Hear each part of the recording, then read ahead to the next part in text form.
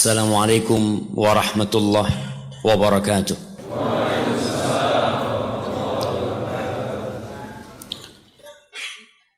Innal hamdalillah nahmaduhu wa nasta'inuhu wa nastaghfiruh. Sungguh segala puji hanya milik Allah. Hanya Dia yang pantas untuk dipuja dan dipuji. Segala kebaikan yang ada pada diri kita adalah murni karunia Allah. Segala kesuksesan yang dapat kita raih itu juga murni karena kebaikan Allah sama kita. Kita ini berada di kota Batu. Yang kita lihat banyak umat manusia menuju ke Batu. Mereka berbicara Batu itu indah. Pertanyaannya, siapa yang bikin kota Batu? Allah Jalla Jalaluh. Kita tahu tidak sah salat kita. Tidak diterima salat hamba tanpa mengatakan alhamdulillahi rabbil alamin. Hanya Allah yang kita puji. Dan selalu kita memuji Allah. Kepadanya kita minta pertolongan. Karena Dialah Al-Aziz, Al-Qawi, Al-Matin. Dialah yang ala kulli syai'in qadir. Kebanyakan kita bersandar kepada kecerdasannya. Bergantung kepada kehebatan dan kekuatannya. Lupa kalau la haula wa la quwata illa billah. Dan kita memohon ampun kepada Allah atas dosa-dosa yang kita lakukan.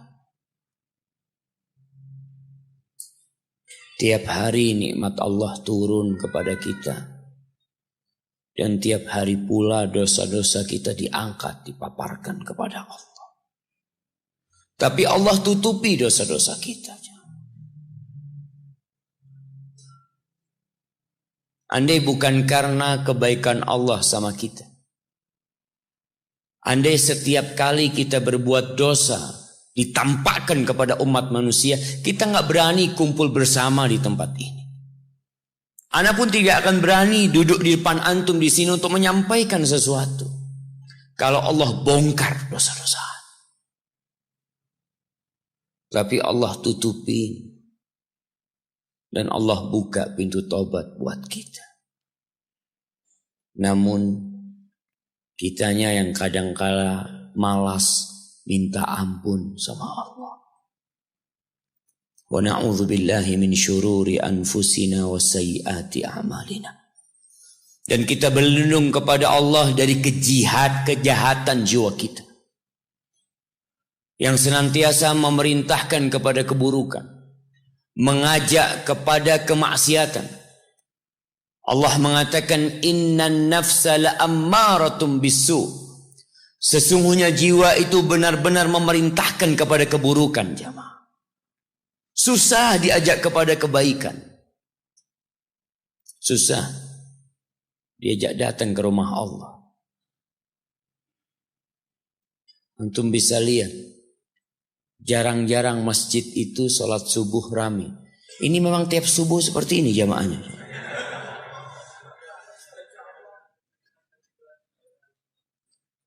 Kalau masjid-masjid itu setiap subuh rame seperti ini, tinggal sedikit lagi. Allah akan berikan kejayaan kepada umat Islam. Tapi tidak. Mungkin seperti ini sebulan sekali. Allahu Akbar jamaah. Asqalus salati 'alal munafiqin. Kata Nabi SAW, salat yang paling berat buat orang-orang munafik. Salatul isya wa salatul fajr. Salat isya dan salat subuh. Kenapa? Karena orang munafik berangkat ke masjid. Berangkat kadang-kadang orang munafik ke masjid. Tapi berat buat dia. Idza qamu ila salati qamu kusala. Kalau mereka berdiri menuju ke tempat sholat untuk mendirikan sholat, mereka melakukannya dengan penuh kemalasan. Yura'unan nas, mereka riya, hanya pencitraan sholat. Makanya sholat subuh ini berat, dan alhamdulillah kita bisa sholat subuh di masjid.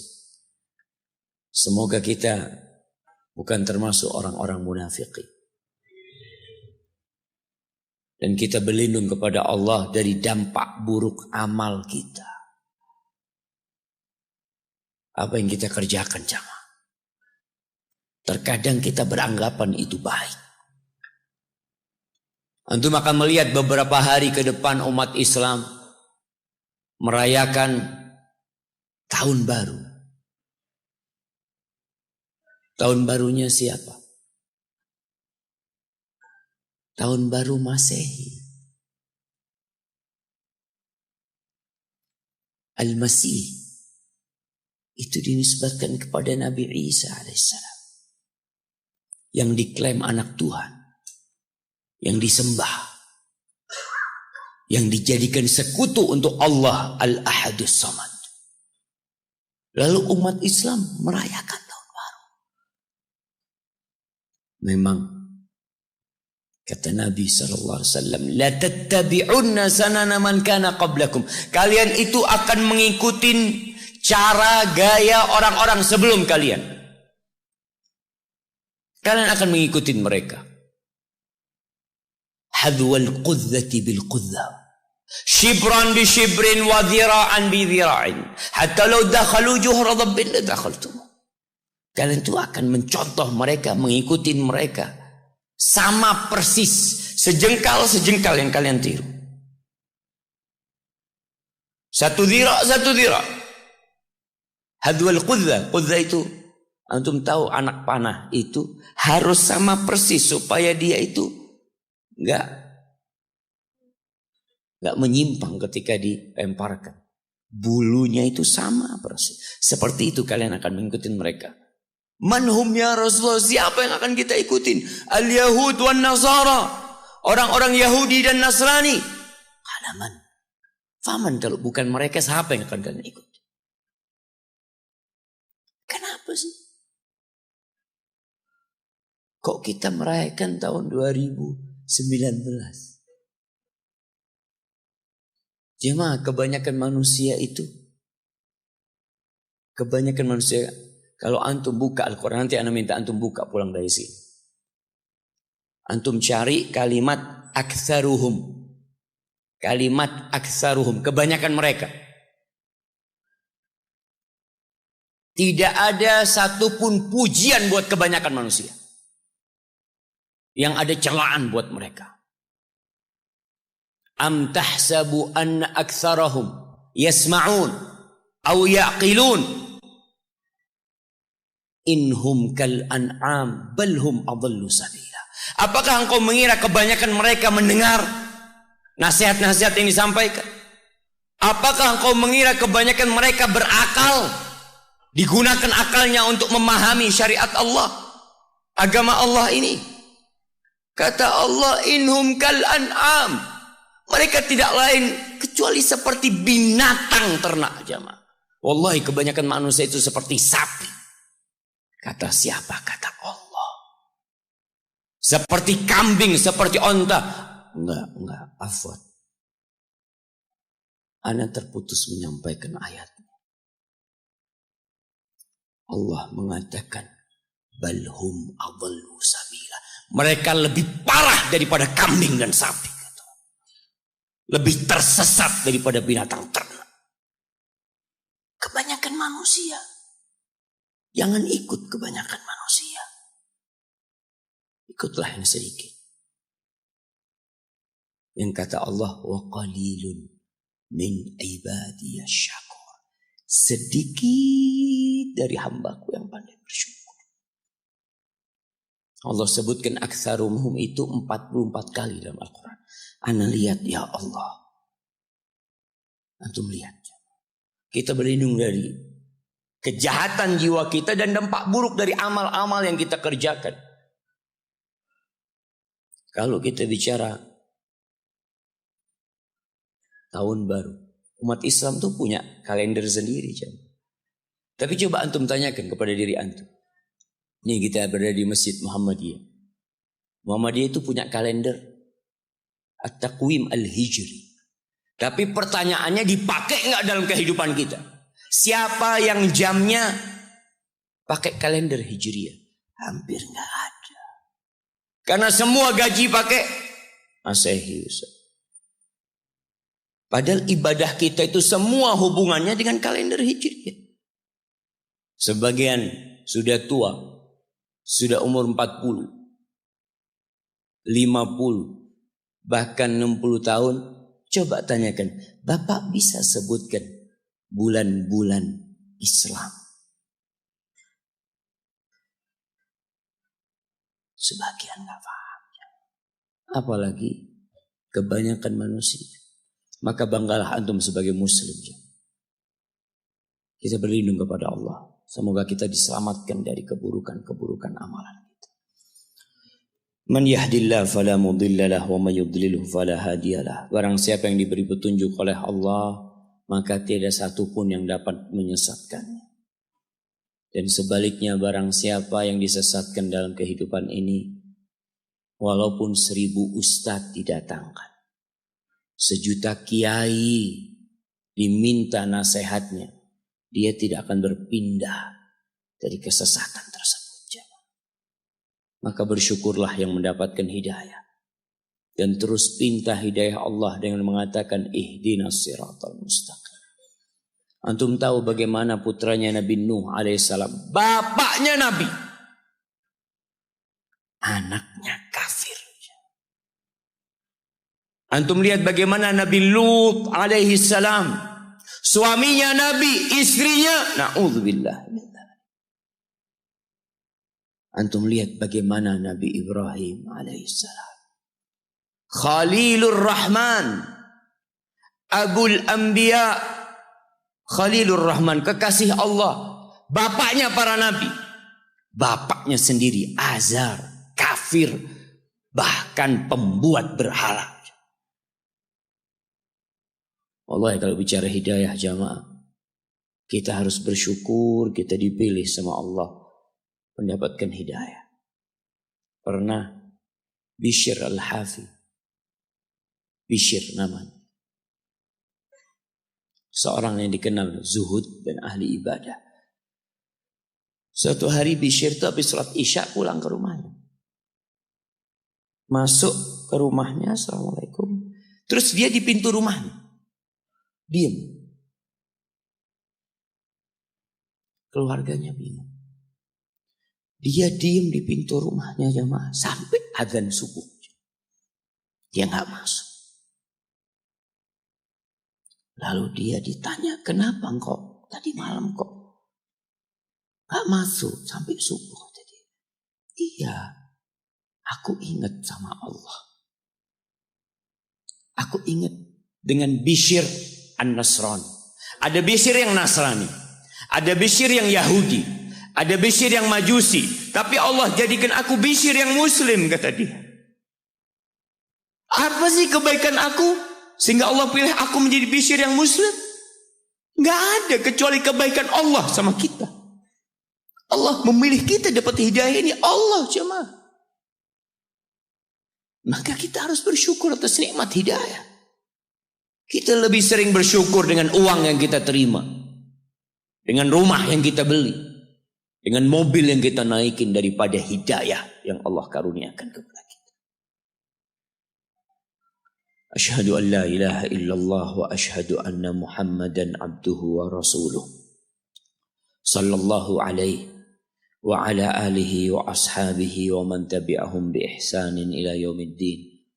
Ya Allah, semoga salawatmu, salam berkah dan nikmatmu senantiasa engkau curahkan untuk hamba kekasihmu, untuk baginda Nabi kita Muhammad sallallahu alaihi wasallam, untuk manusia terindah yang pernah menginjakkan kakinya di muka bumi. Allahu Akbar. Antum kebayang gak kalau ketemu Nabi sallallahu alaihi wasallam? Kita tuh kalau senang sama satu orang, kalau bahasa anak muda sekarang itu ngefan. Antum kalau ngefan sama satu orang itu, kita lihat orang-orang itu menunggu, menanti. Ana wallahi diingatkan oleh seorang tentang bagaimana indahnya berjumpa dengan Nabi SAW. Ketika itu ana di airport Jakarta. Ada satu orang, dia salaman sama ana. Dia menangis.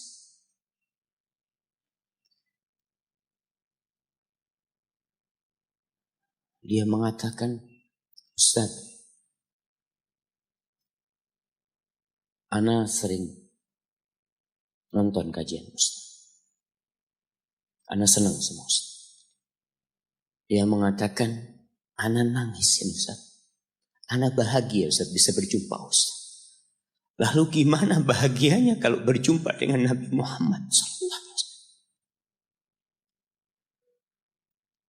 Itu kalau kita cinta sama Nabi. Kebanyakan kita hanya pandai berbicara tentang cinta. Benarkah antum mencintai Rasul sallallahu alaihi wasallam? Benarkah kita mencintai Allah Jalla Jalaluh? Yang kata Allah, tatkala ada manusia-manusia yang mengklaim dirinya cinta kepada Allah, Allah turunkan satu ayat ujian buat mereka. Allah mengatakan, "Qul in kuntum tuhibbunallah fattabi'uni yuhibbukumullah wa yaghfir lakum dzunubakum."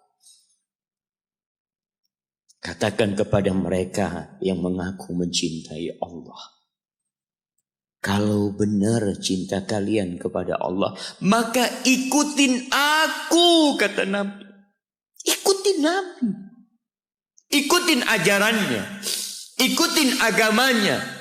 Ikutin sunnahnya. Tegakkan syariatnya. Itu kalau engkau ngaku cinta. Allah akan cinta sama kalian. Dan Allah akan mengampuni dosa-dosa kalian. Tapi siapa? Benarkah kita mengikuti Nabi? Sholawat aja jarang. Antum tanya sama diri antum. Kemarin tuh hari Jumat. Afdalul ayyam. Sayyidul ayyam. Khairu yaumin tala'at fihi syams. Hari yang termulia yang pernah terbit matahari di dalamnya. Hari Jumat. Itu kata Nabi SAW. Fa'akthiru fihi as-salata alaihi. Kalian banyak-banyak bersalawat kepadaku pada hari itu. Antum tanya, berapa kali antum bersalawat buat Nabi pada hari Jumat kemarin?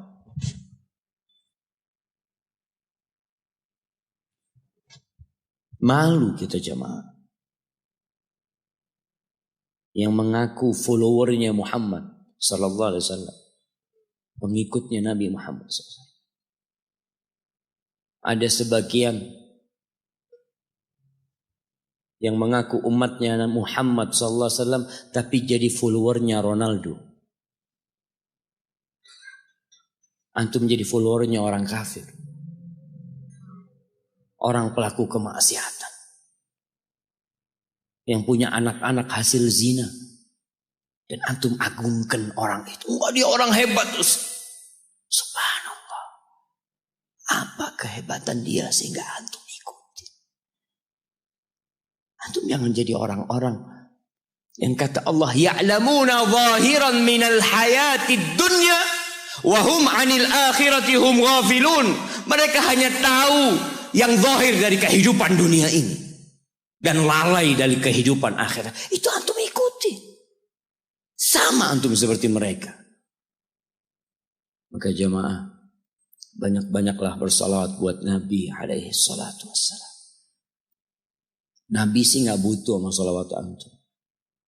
Kalau seluruh jamaah Masjid At-Taqwa gak bersalawat, itu tidak akan mengurangi kehormatan Nabi SAW. Kalau seluruh umat Islam di muka bumi ini gak ada yang bersalawat, Allah itu sudah salawat buat Nabi. Malaikat-malaikat Allah yang jumlahnya tak terhingga, mereka itu salawat buat Nabi. Nabi SAW pernah mengatakan, Attatis sama wa huqqalaha anta'id. Langit itu merintih jemaah, dan pantas langit itu merintih. Kenapa? Ma min maudi'i arba'i asabi. Tidak ada satu tempat di langit seluas 4 jari ini illa wa malakun wadi'un jabhatahu. Kecuali di situ ada malaikat yang meletakkan keningnya. Semuanya berselawat buat Nabi. Innallaha wa malaikatahu yusalluna 'alan nabi. Allahu akbar. Sesungguhnya Allah dan para malaikatnya bersolawat buat Nabi. Allah yang menciptakan surga dan neraka. Allah yang rahmatnya meliputi segala sesuatu itu bersolawat buat Nabi. Lalu Allah panggil kita. Allah katakan, ya ayyuhalladzina amanu sallu alaihi wa sallimu taslima. Allah katakan, wahai orang-orang yang beriman. Yang enggak beriman tutup telinganya. Allah hanya panggil yang beriman. Allah hendak memberikan hadiah yang agung buat orang-orang yang beriman. Kalian bersolawatlah dan bersalamlah buat Nabi alaihi salatu wassalam. Allahumma salli wa sallim wazid wa barik wa an'im ala sayyidina wa maulana Muhammadin wa ala alihi wa ashabihi ajma'in. Amma ba'd. Jemaah, hari ini tanggal berapa? Tanggal 22 katanya. Kebanyakan kita mengatakan hari ini tanggal 22. Karena tahu sebentar lagi tahun baru. Tahun barunya orang Nasrani. Ada sebagian mengatakan, insya Allah Pak Ustadz ketemu tahun depan. Tahun depan apa? Sekarang ini tanggal 14 Rabiul Awal. Rabiul Tsani afwan. 14 Rabiul Tsani. Enggak ada tahun depan. Kita ketemu insya Allah bulan Jumadal Ula. Enggak ada. Buat kita umat Islam yang Nasrani silahkan. Kalau antum merasa Nasrani, enggak Ustaz, anak ikut kalender Masehi. Kita ini jamaah di Indonesia mayoritas jamaah. Kita itu mayoritas. Tunjukkan di negeri ini bahwa kita muslimin. Kita nggak kenal sama Masehi. Nabi nggak pernah kenal dengan Masehi. Abu Bakar nggak kenal, Umar nggak kenal, Utsman nggak kenal, Ali nggak kenal. Kita kenal. Dan kita merasa lebih baik dari mereka. Nggak ada. Hari ini tanggal 14 Rabiul Tsani. Rabiul Akhir 1440 Hijriah. Kemarin kita selesai bulan Dzulhijjah. Penghujung tahun umat Islam itu penuh dengan ibadah. Haji di bulan Dzulhijjah. Awal tahun umat Islam itu penuh dengan ibadah. Bulan Muharram. Afdhalus siyam ba'da Ramadan syahrullahil Muharram. Sebaik-baiknya puasa setelah bulan Ramadan adalah bulan Allah, bulan Muharram jamaah. Itu awal tahun umat Islam. Akhirnya haji, awalnya bulan Muharram. Tapi biasa-biasa aja kita menghadapi bulan Muharram jamaah. Allah jamaah. Di tanggal 14, tapi karena kebanyakan umat Islam di Indonesia ini nggak tahu sama tanggal 14 Rabiul Tsani. Kenapa? Ya salah satu penyebabnya jamaah, gaji kita itu pakai Masehi. Coba gajinya pakai Hijriah. Insya Allah hafal semua umat Islam. Karena yang dia hafal itu dunianya. Bukan karena cinta dengan Hijriah, bukan Ustaz. Kenapa? Ya karena gajinya pakai bulan Islam. Terpaksa ya harus menghafal. Untuk bayar utang Ustaz. Betul jemaah. Maka yang punya perusahaan, punya apa, bikin gajinya pakai Hijriah. Tukangnya insya Allah hafal bulan Hijriah. Gak usah antum suruh. Gak usah disuruh. Insya Allah dia akan menghafal. Tanggal 22 Desember ditentukan oleh Bung Karno menjadi Hari Ibu. Iya. Oleh Bung Karno, oleh siapa? Tanggal 22 ini bukan Hari Ibu sedunia, jemaah. Bukan. Di setiap negara punya Hari Ibu. Ada yang bulan Mei, ada yang macam-macam bulan mereka. Mereka menentukan hari Ibu. Antum baca sejarahnya. Ana wallahu a'lam ya. Kadangkala sejarah itu dibikin. Ada yang mengatakan ditentukan Hari Ibu karena banyak yang protes dengan Hari Kartini. Umat Islam banyak yang protes atau sebagian orang protes karena Ibunda Kartini hanya seorang wanita yang dari mana? Dari Jepara apa dari? Iya, sana aja. Sebatas itu dia. Kenapa kok harus merayakan harinya dia? Hari Ibu nggak ada. Akhirnya dibikinlah oleh Bung Karno Hari Ibu. Wallahu alam, tapi mungkin berita yang Anda baca salah. Tapi ketahuilah jamaah bahwa umat Islam tidak kenal dengan Hari Ibu. Sekali lagi muslimin, kita nggak kenal dengan Hari Ibu. Kenapa? Karena semua hari kita milik ibu kita. Pantaskah ibu kita? Pantaskah ibu kita yang hamil kita selama 9 bulan melahirkan kita, mempertaruhkan nyawanya, menyusui kita, sehingga tubuh kita semua tidak lain adalah darah dagingnya. Dan antum bisa melihat pusar yang ada di perut antum. Antum kalau mandi antum lihat pusar antum. Dari situ antum pernah minum darah ibu antum selama 9 bulan. Dari sana. Pantaskah orang yang berkorban segala-galanya buat kita dapat 1 hari dari kehidupan kita? Hanya sehari. Hanya sebuah hadiah.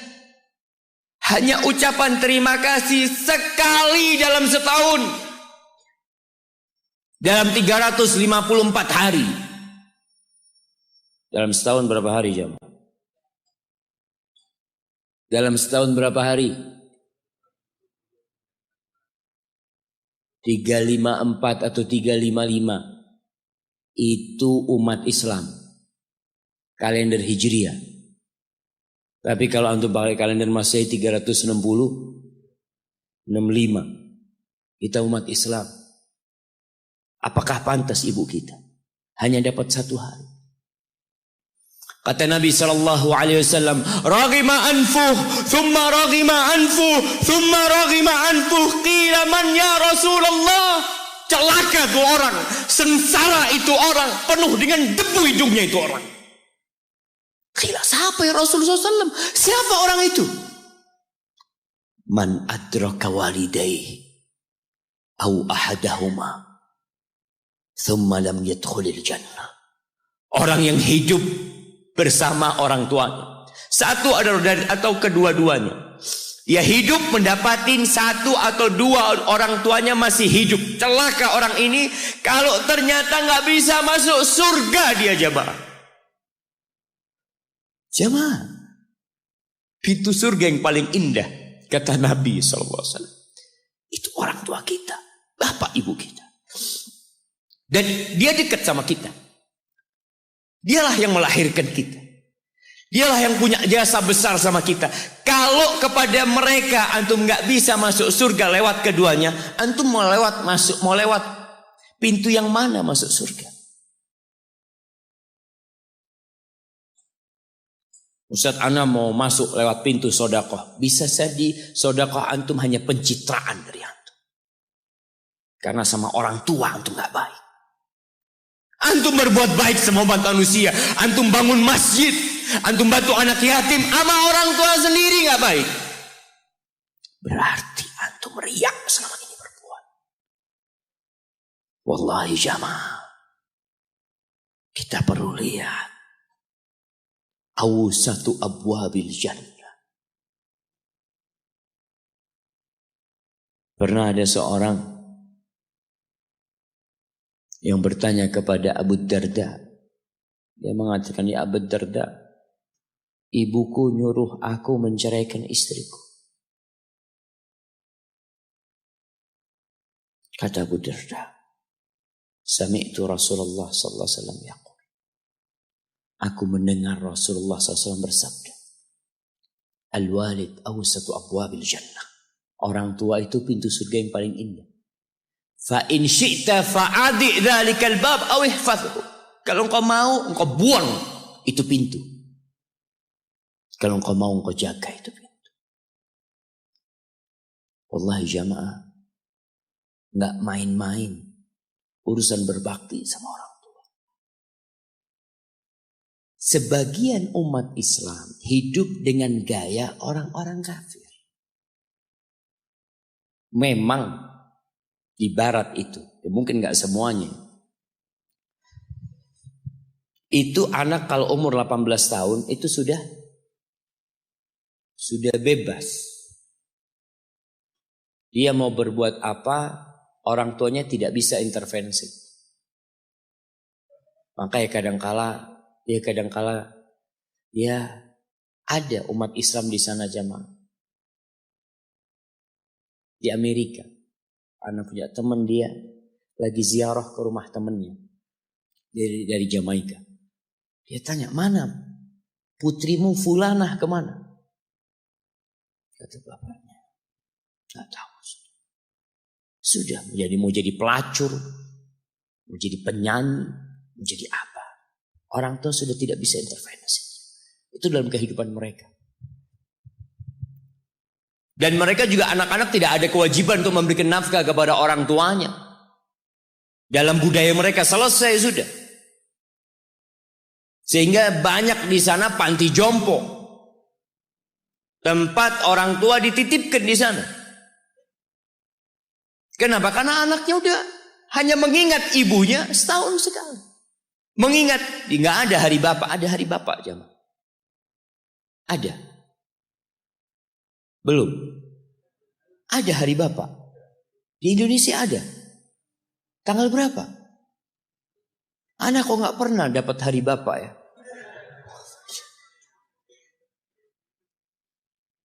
Jamaah. Kunu du'atan wa antum saumitun. Pesan salah satu ulama mengatakan, jadilah kalian penyeru kepada Islam. Juru dakwah dalam kondisi antum diem. Gak bicara tapi antum pendakwah. Bingung gimana mau jadi pendakwah Ustaz kalau diem. Dikatakan bil akhlak. Dengan akhlak kalian.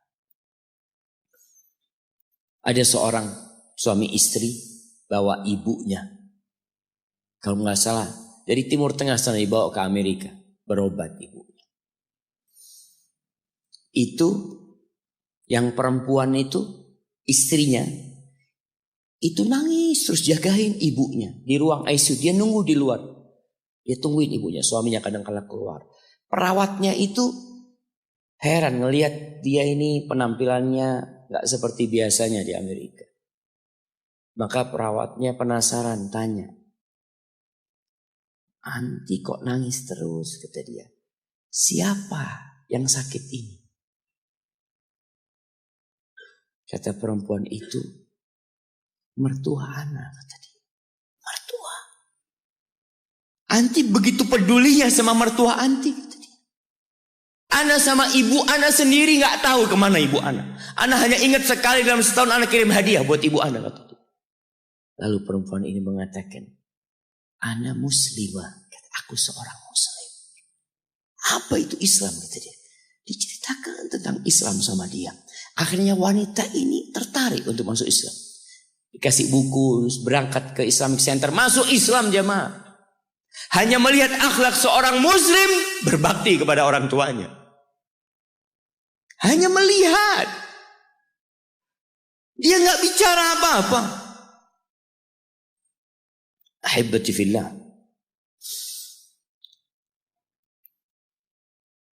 Di surat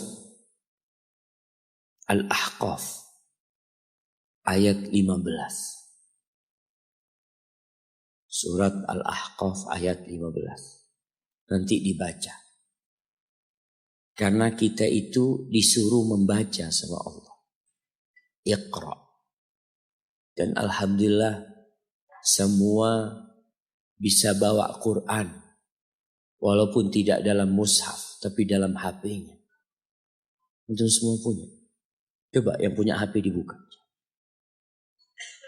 Buka HP-nya. Malu kalau ada muslim punya HP, nggak ada aplikasi Al-Quran di dalam. WhatsApp ada, YouTube ada, Facebook ada, game ada. Quran ada. Quran terjemahan. Di mana Pak Ustaz download Quran terjemahan? Subhanallah. Seharusnya pertama antum beli HP yang di-download adalah Al-Quran. Allah mengatakan wa wassaynal insana biwalidayhi ihsana. Kata Allah, kami mewasiatkan kepada manusia, memerintahkan kepada manusia agar berbuat baik kepada kedua orang tuanya. Jadi yang nyuruh antum berbuat baik itu bukan paman antum, bukan ustadz, tapi Allah. Allah perintahkan kepada kita untuk berbuat baik sama orang tua. Walaupun orang tua antum kafir. Ada sebagian pertanyaan yang kadang-kala datang mengatakan, Ustadz, anak ini dibuang sama orang tua anak dulu Ustadz. Ana punya bapak menceraikan ibu ana. Ibu ana akhirnya bekerja, bapak ana bekerja, ana dititipkan ke kakek dan nenek. Sekarang ketika ana sukses, bapak ibu ana ingin ana berbakti sama dia. Subhanallah, yang nyuruh antum berbakti bukan bapak ibu antum, tapi yang menciptakan antum yang nyuruh antum berbakti. Cukup tubuh antum itu berasal dari darah orang tua antum. Lalu antum berpikir gak mau berbakti sama orang tua. Yang orang tuanya jahat sama dia, merasa dizalimin sama orang tua. Orang tua anak pilih kasih Ustaz. Orang tua anak seperti ini, seperti itu. Iya, seburuk apapun orang tuamu, tetap itu orang tuamu. Dan Allah nyuruh kamu berbuat baik sama orang tua. Wallahi jamaah, ada seorang syekh cerita dalam salah satu ceramahnya, cerita tentang seorang dokter perempuan di sana, di Arab sana. Ada seorang anak lelaki bawa ibunya. Bawa ibunya masuk ke dokter ini, subhanallah. Ibunya ini gila. Anak-anak muda, belum nikah. Dia bawa ibunya. Nanti ibunya tersenyum sendiri, ketawa sendiri. Masuk ke ruang dokter itu, mejanya dokter diputerin sama ibunya. Anaknya minta maaf, ya dok, kata dia. Sekali-kali nanti ngelihat di televisi dokter itu, ada gambarnya Ka'bah. Ibunya ngomong, nak kau, bukan nak ngomong, kamu bohong Mat. Mat kau bohong sama ibu, katanya mau dibawa umroh ibu, kata dia. Nanti diludahin anaknya, digigit anaknya. Nanti kerudungnya ibunya terbuka, dipasangin lagi.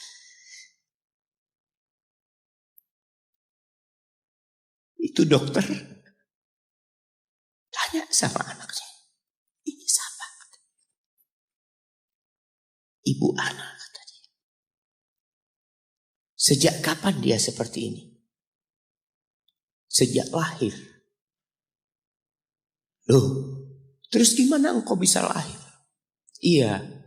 Sama kakek anak, ibu anak dinikahkan. Tapi 10 bulan diceraikan. Ya karena seperti ini Pak. Anak akhir dari rahim ibu anak. Dan seperti ini kelakuan. Iya, kata dia.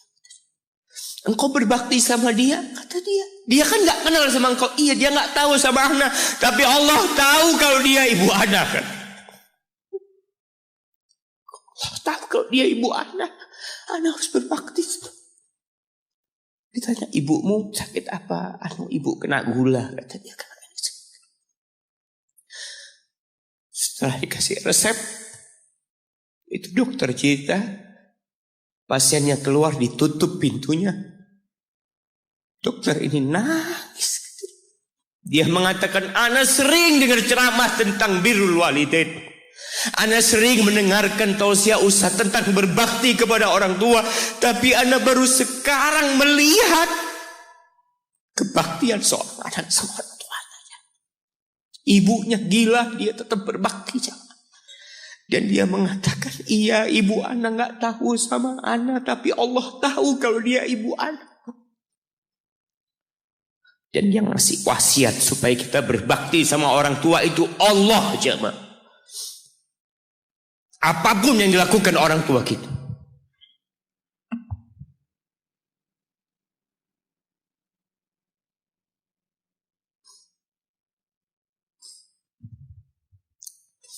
Apalagi ibu. Allah katakan, hamalathu ummuhu kurha wa wada'athu kurha. Ibu kita, hamil kita itu dalam kondisi yang sulit.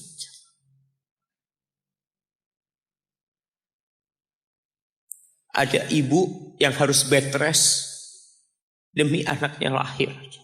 Demi kita lahir, ibu kita itu bed rest. Capek dikit keluar darah. Ada yang harus hamil kita dalam kondisi dia ditinggal sama suaminya. Dia harus cari nafkah sendiri. Ada yang harus muntah-muntah demi kita. Allah. Lalu kita berdiri buat ibu kita. Capek. Diceritakan seorang. Ya kita semua tahu ceritanya. Tentang 3 orang yang masuk ke dalam gua. Kemudian gua itu tertutup dengan batu yang menggelinding. Lalu mereka bertawasul dengan amal soleh mereka. Salah satunya yang mengatakan, Ya Rabbi, Allahumma, Ya Allah, aku punya 2 orang tua. Aku punya 2 orang tua. Yang aku senantiasa memberikan susu kepada keduanya sebelum keluarga yang lain minum susu. Dia sudah menikah, dia punya istri, punya anak. Pada suatu hari, ya Allah, aku kejauhan cari rumput. Sehingga aku balik dalam kondisi orang tua sudah tidur. Maka aku peraskan susu buat keduanya, ya Allah. Allah tahu, tapi dia mau cerita sama Allah. Dia ingin tawasul dengan amal soleh dia. Lalu aku taruh di wadah. Aku datang ke bapak ibuku, mereka tidur. Maka aku berdiri di hadapan kedua. Jamaah, bukankah bisa dia taruh di sebelah meja ibunya susu itu?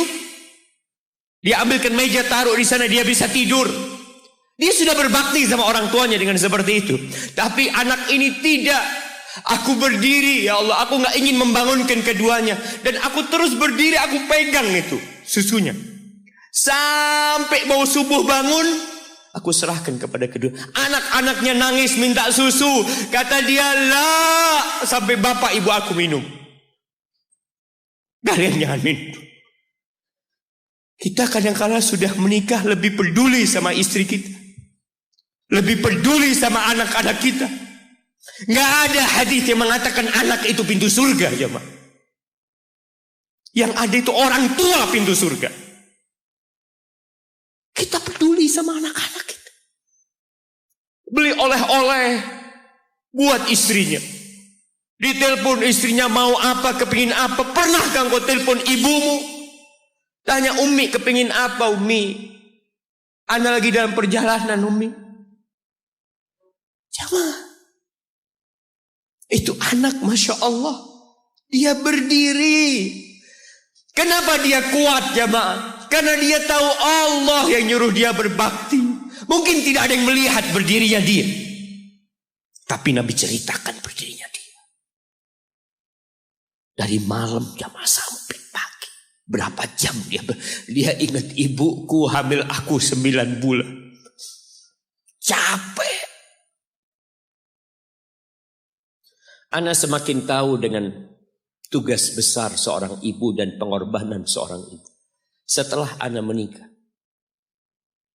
Setelah Ana tahu bagaimana istri Ana hamil.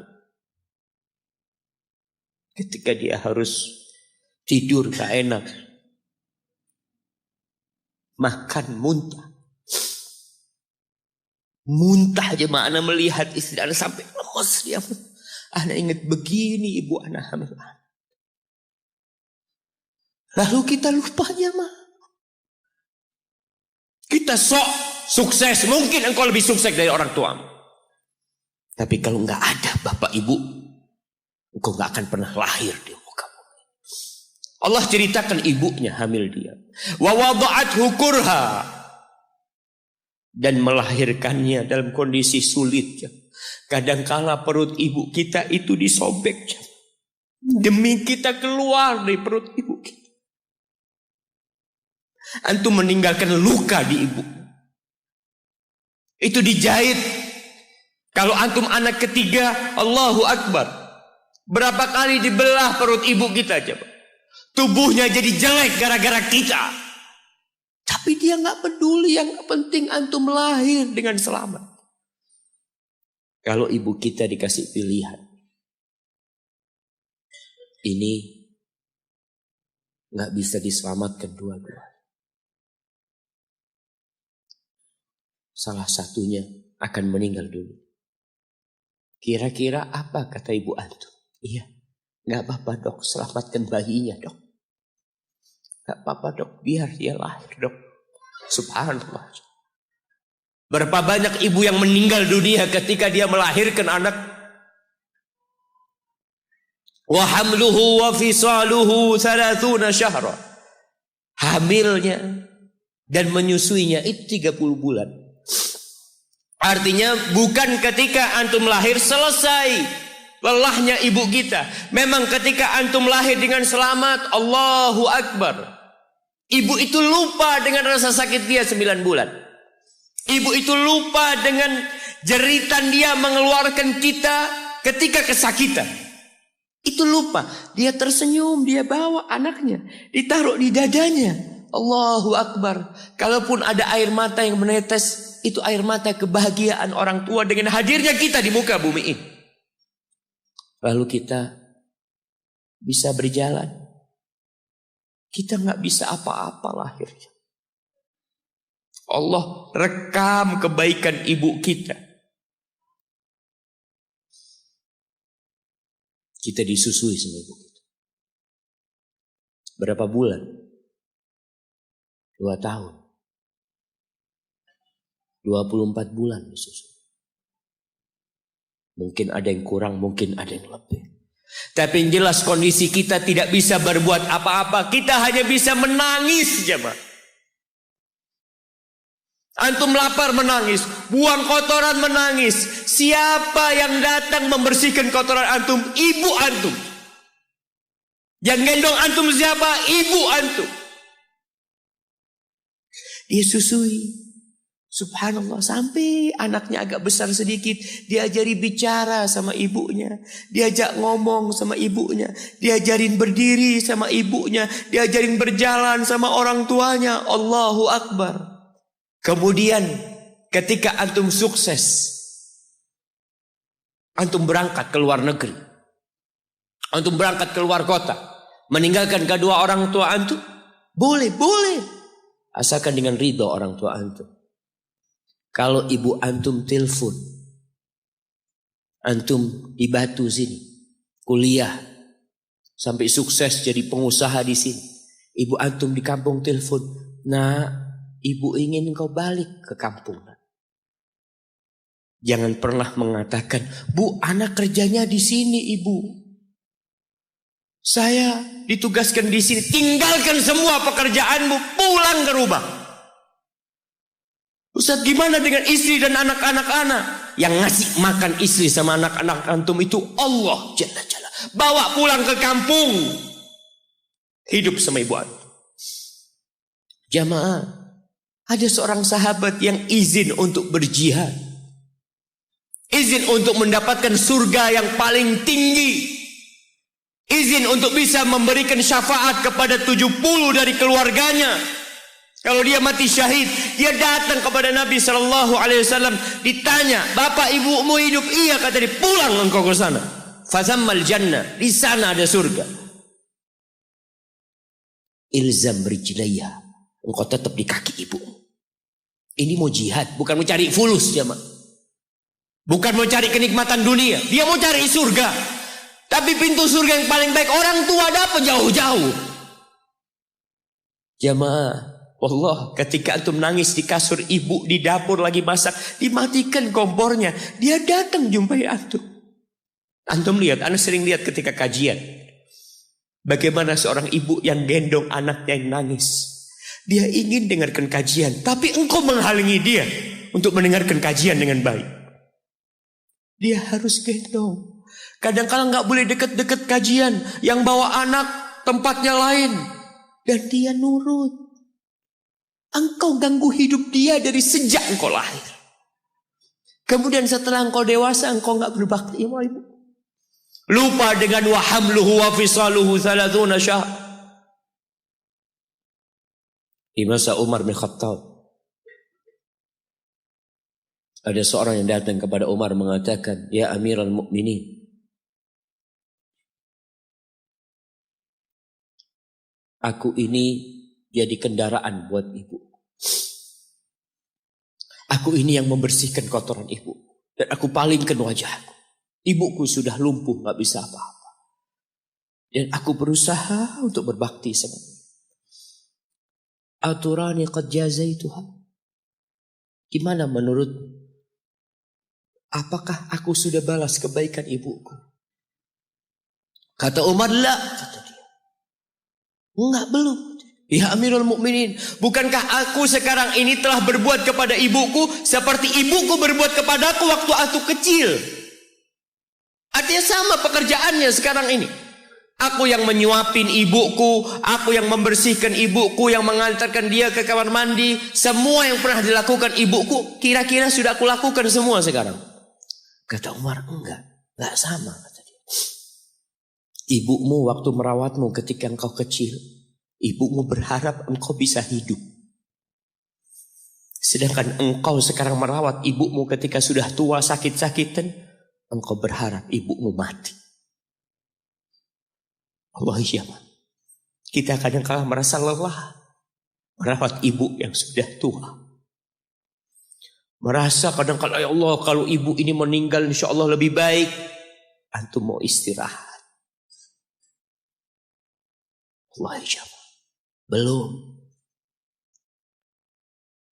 Suatu hari tatkala Abdullah bin Umar tawaf,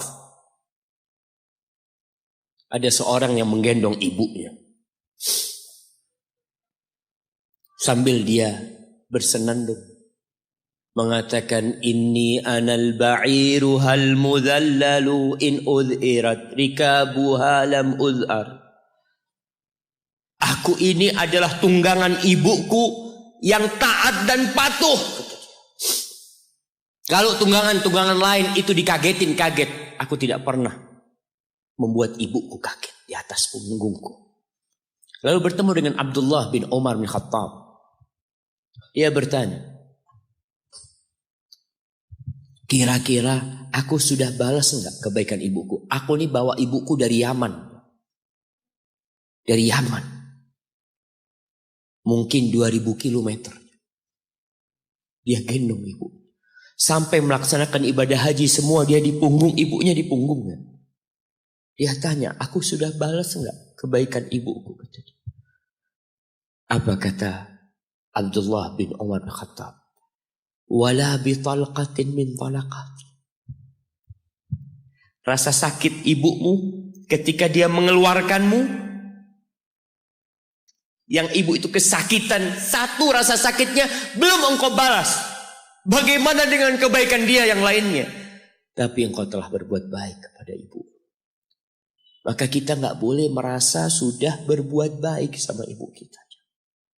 Apalagi merasa sudah balas budi. Na'udzubillah min dzalik. Lalu Allah ceritakan kondisi manusia. Tetap kita masih di surat Al-Ahqaf ayat 15. Allah mengatakan hatta idza balagha ashuddahu wa balagha arba'ina sana. Sampai ketika manusia ini mencapai masa mudanya, masa kuatnya, sampai umur 40 tahun, orang ini berkata, qala rabbi auzi'ni an ashkura ni'mataka allati an'amta alayya wa ala walidayya wa an a'mala salihan tardah wa aslih li fi dhurriyyati inni tubtu ilaika wa inni minal muslimin. Ini doa yang dianjurkan dibaca kalau orang umurnya 40 tahun. Kebanyakan kita 40 tahun juga nggak baca doa ini. Kenapa? Kita kurang peduli dengan ajaran agama kita.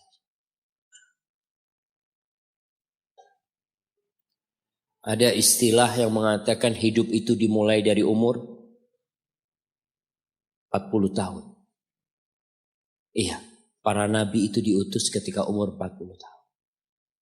Tapi 40 tahun pakai hitungan hijriyah. Antum kebanyakan kelewatan. Kalaupun antum baca biasanya pakai kalender Masehi. Apa yang dibaca ketika umur 40 tahun? Biasanya orang umur 40 tahun ini sudah mapan hidupnya. Sudah punya istri, sudah punya anak, sudah punya usaha. Ada yang sebelum itu sudah mapan. Tapi kebanyakan 40 tahun itu ya rata-rata lah. Mereka udah mapan hidup. Orang ini berdoa mengatakan, Rabbi, wahai Rabbku.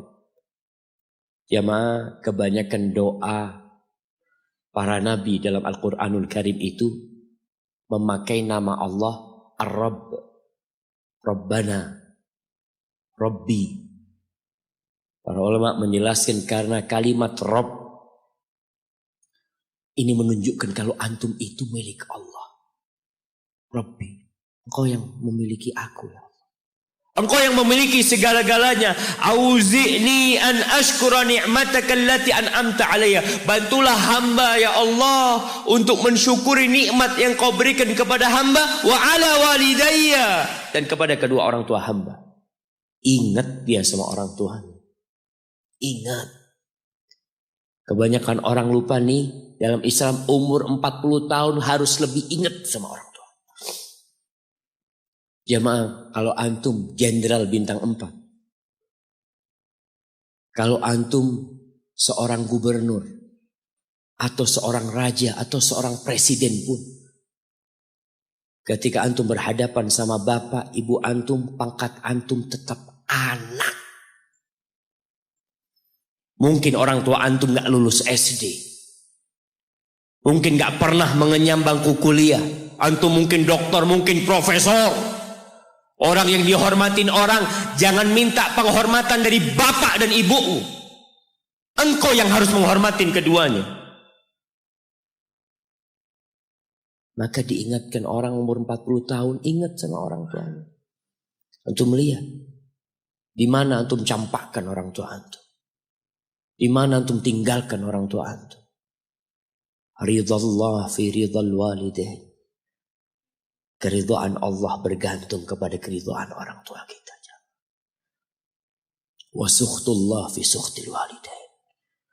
Dan kemurkaan Allah bergantung dengan kemurkaan kedua orang tua kita. Wa an a'mala salihan tardah. Bantulah hamba untuk beramal soleh yang kau ridha ini. Wa aslih li fi dzurriyyati. Dan perbaiki aku di anak keturunanku ya Allah. Jamaah, balasan untuk orang yang berbakti kepada orang tuanya kontan Allah bayar di dunia sebelum di akhirat. Balasan buat orang yang durhaka sama orang tuanya kontan nih, dibayar di dunia sebelum di akhirat. Ma min dzambin ahaqqu an yu'ajjilallahu lahul uquba fid dunya ma'a ma yudakhiru lahu fil akhirah minal baghi wa qati'atir rahim wa fi riwayah wal uquq. Tidak ada dosa yang lebih pantas untuk dibalas di dunia sebelum di akhirat nanti daripada kezaliman dan kedurhakaan kepada orang tua. Jadi kalau bicara berbakti sama orang tua, itu bukan kita ngasih tahu sama anak kita, "Nak, kamu harus berbakti sama orang tua, nak. Kamu harus seperti ini pada orang tua." Nggak perlu. Anak-anak itu perlu contoh dari bapak dan ibu. Berikan contoh, dia akan berbakti. Ingat seorang anak yang dia tinggal sama bapaknya. Bapaknya tinggal sama dia. Bahasanya bapaknya tinggal sama dia. Berarti bapaknya ikut dia. Bukan dia yang ikut bapak. Sudah tua bapak. Istrinya kurang suka sama bapak. Ya udah tua ngerepotin. Akhirnya istrinya usul.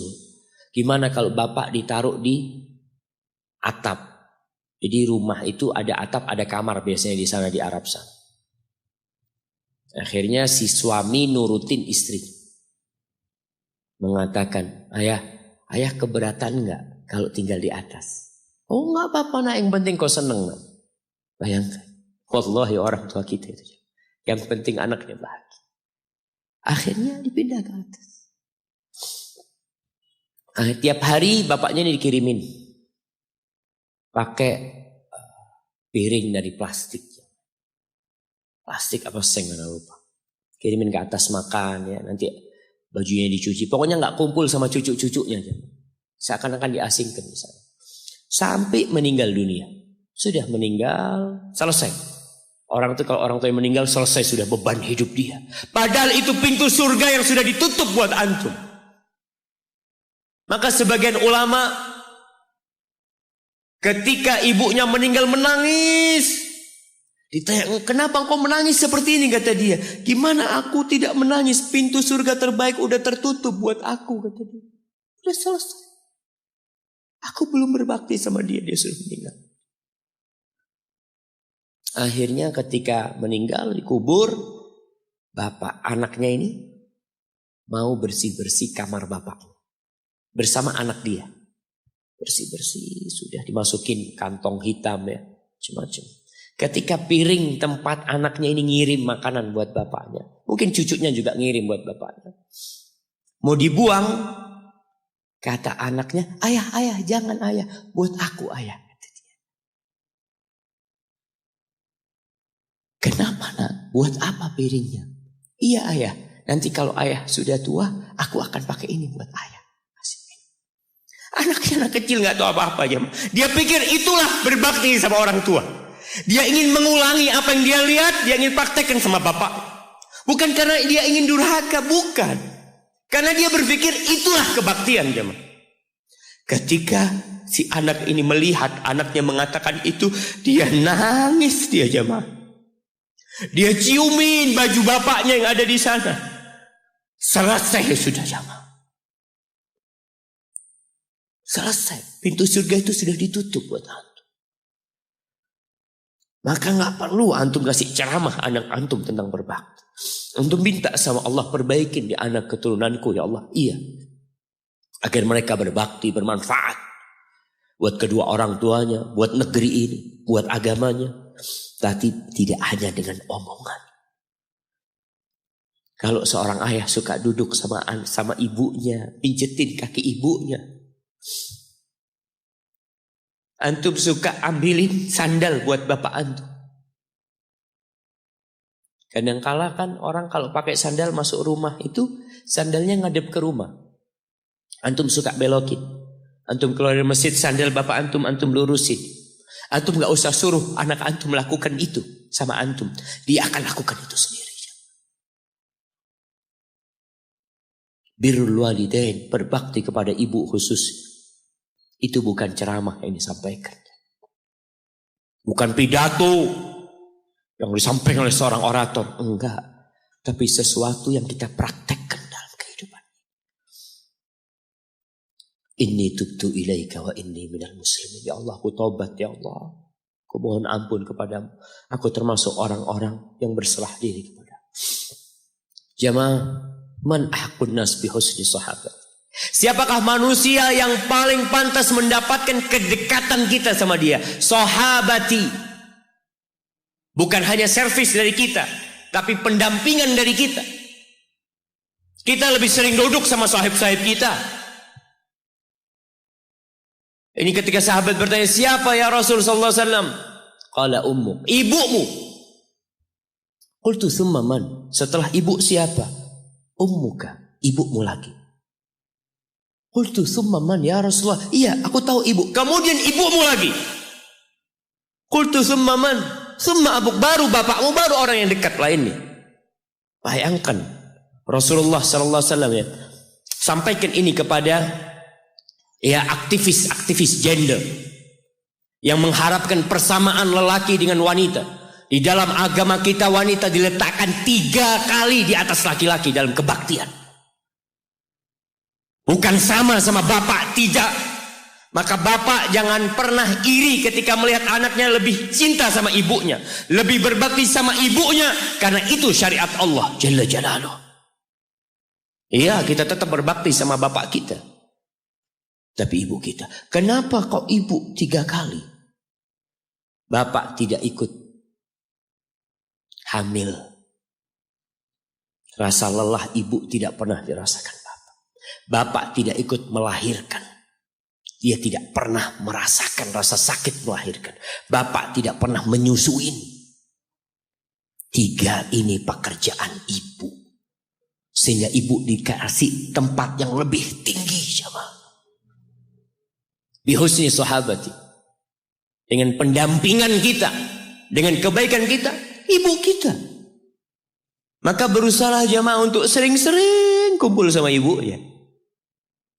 Tadi kalau antum keluar kota, Masya Allah jamaah, Anda bertemu dengan seorang lelaki yang sudah tua dia. Hampir 60-an. Ketemu di pesawat dari Jember ke Surabaya. Dia datang, dia cium tangan anak ngomong, apa nih kata dia. Anak yang lebih pantas cium tangan antum, anak ngomong. Dia cerita, Ustaz.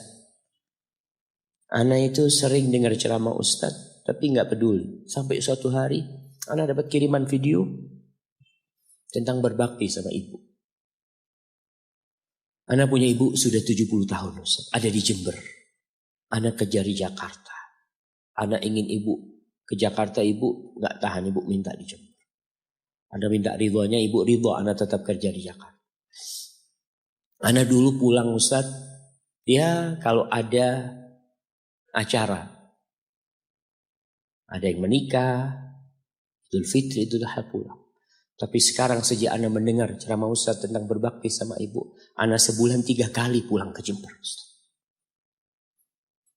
Duit bisa dicari. Tapi ibu kalau mati, antum akan menyesal. Antum gak bakal ketemu lagi. Akan datang satu saat antum hanya ingin melihat wajah ibu antum. Gak ada lagi. 3 kali dia jamaah. Jangan takut duit antum habis untuk berbakti sama ibu. Jangan berpikir kalau uang untuk beli tiket terus Ustaz habis, ya Allah, antum gak percaya sama Allah. Rasul sallallahu alaihi wasallam mengatakan, man ahabba ayyubsata lahu fi rizqihi wa yunsa lahu fi athari falyasil rahimah.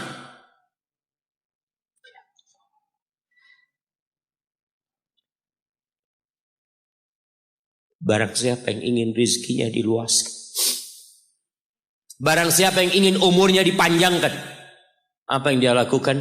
Sambung rahimnya. Sambung rahim. Rahim kita sendiri, ibu kita. Kita dari sana keluar. Itu yang paling berhak mendapatkan kebaktian kita. Antum jangan takut kehabisan waktu. Ketika antum berbakti sama orang tua, Allah berkahin waktu antum. Jangan takut duit antum habis, Allah lipat gandakan apa yang antum keluarkan. Tapi kadang-kala kita nggak yakin. Kita berpikir hitung-hitungan, aduh anak kalau ngasih orang tua berangkat pulang berapa, kalau dihitung aduh nggak masuk Ustaz hitungannya.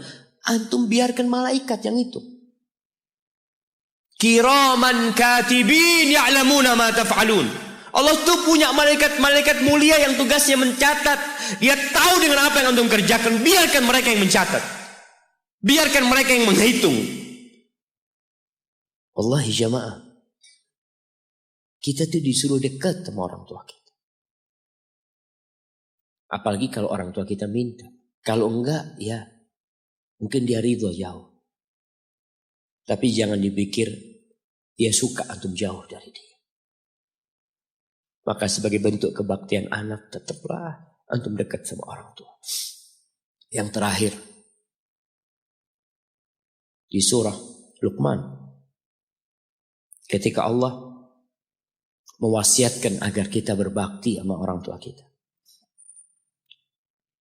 Lalu Allah mengatakan, wa in jahadaka ala an tusyrika bi ma laysa laka bihi ilm fala tuti'huma. Kalau kedua orang tuamu memaksamu untuk melakukan kesyirikan, melakukan kekufuran, jangan taat kepada keduanya. Fala tuti'huma, jangan taat, jangan patuh. Tapi setelah itu Allah mengatakan, wa sahibhuma fid dunya ma'rufa. Sahibhuma, jadikan orang tua antum sahib antum. Temanin dia, jangan ditinggal. Kebanyakan di antara kita berkata, Ustaz, abah ana belum dapat hidayah, ibu ana belum dapat hidayah. Pertanyaannya, antum hidup di mana? Ibu antum hidup di mana? Ana hidup di Jakarta, ibu ana hidup di kampung, orang tua ana hidup di kampung. Antum setahun kali pulang. Kata Allah, sahibhuma fid dunya ma'rufa. Ini yang kafir. Temanin keduanya dalam kondisi penuh dengan kebaikan. Haibati fillah, sekali lagi Anda sampaikan bahwasanya kebaktian kepada orang tua itu memiliki kedudukan yang tinggi setelah bertauhid kepada Allah. Wa qadha rabbuka alla ta'budu illa iyyah wa bil walidain ihsana imma yablughanna 'indaka al-kibara ahaduhuma aw kilahuma fala taqul lahumā uffin wa la tanharhuma wa qul lahumā qawlan karīma. Antum baca nanti surat Al-Isra ayat 23. Antum baca, jangan cuma dengar, baca. Baca tafsirnya. Supaya antum tahu bagaimana Allah menyuruh kita untuk berbakti kepada orang tua kita dan apa yang Allah inginkan. Hadza wallahu a'lam bissawab. Itu yang bisa Anda sampaikan pada kesempatan kali ini. Apabila itu benar, itu dari Allah Jalla Jalaluh. Kalau ada yang salah dan kurang berkenan, itu dari diri Anda pribadi, Allah dan Rasul yang terbebaskan dari kesalahan.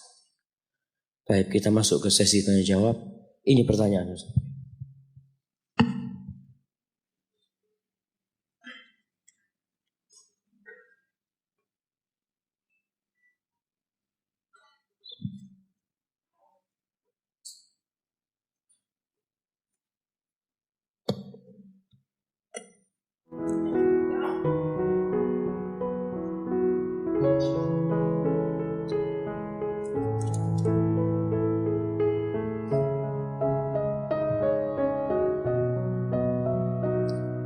Bagaimana sikap seorang istri yang suaminya sudah mengenal manhaj salaf, tapi ibunya si istri menginginkan anaknya berislam yang biasa-biasa saja seperti kebanyakan orang.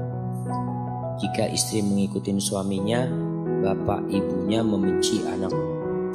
Jamaah, kita ini Islam jangan yang aneh-aneh, jangan yang biasa-biasa aja. Gimana Islam? Islam yang standar. Islam itu ada standarnya. Jangan dikurangin, jangan ditambahin.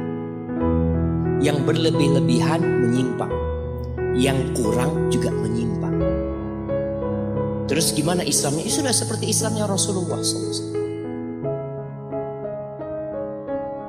Pada waktu itu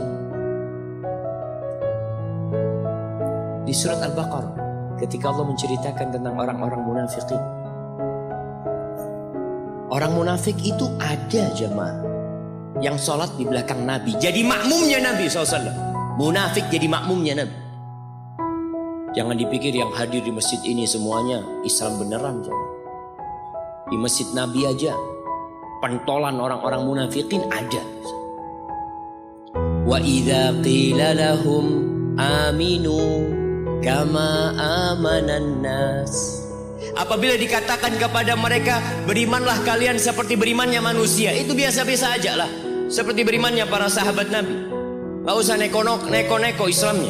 Aminu kama amanan nas. Siapa manusia yang ada pada waktu itu? Para sahabat Nabi. Apa kata orang-orang munafikin? Qalu anu'minu kama amanas sufaha. Apakah kita mau beriman seperti berimannya orang-orang tolol? Wallahi mereka mengklaim Islamnya para sahabat, Islamnya orang-orang tolol, orang-orang goblok. Anu'minu kama amanas sufaha.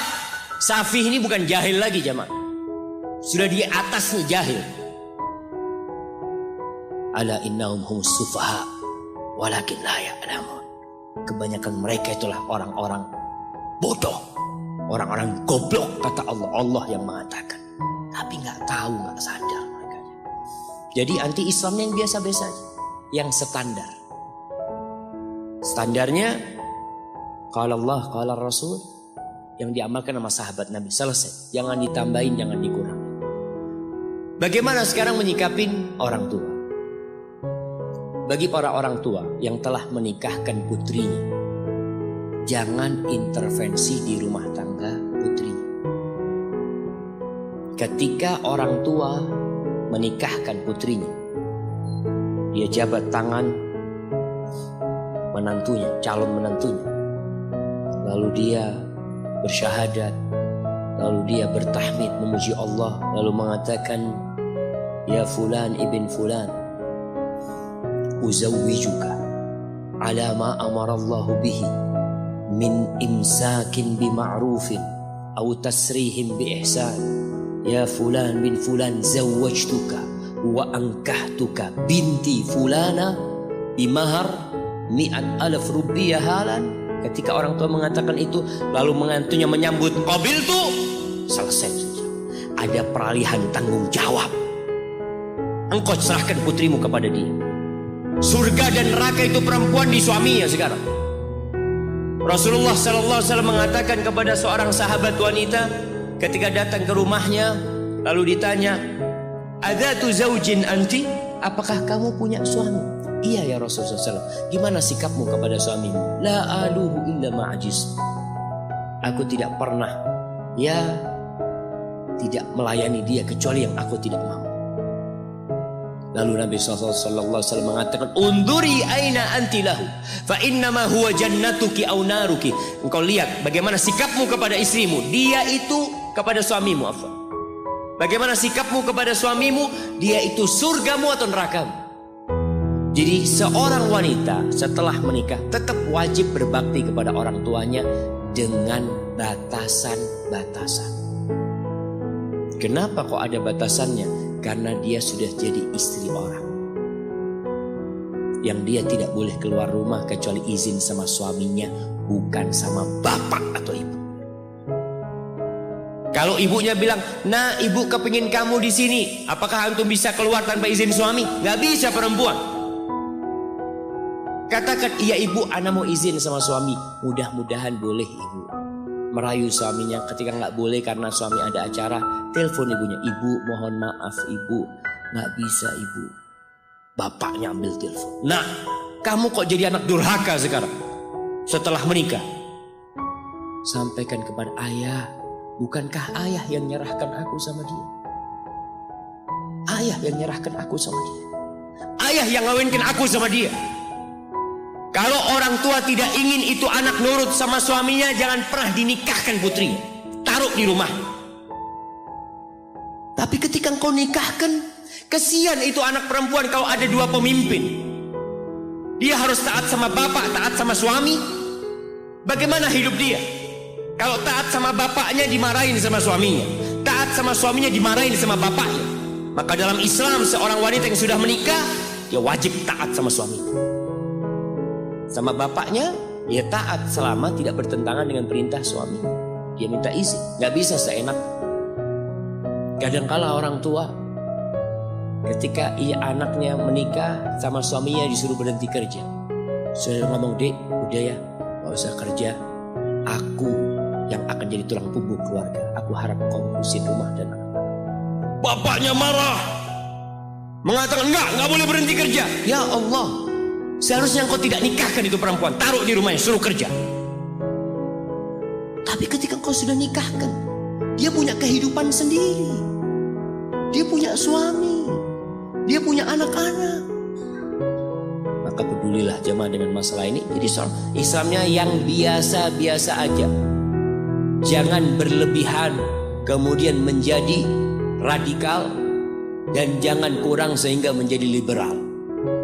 Jadilah Islamnya Islam pertengahan. Pertengahan itu ya Islamnya Nabi SAW. Jangan merasa Islam Indonesia lebih baik dari Islamnya Nabi. Oh, kita punya Islam model baru, Ustaz, lebih bagus dari Islam yang ada di Arab.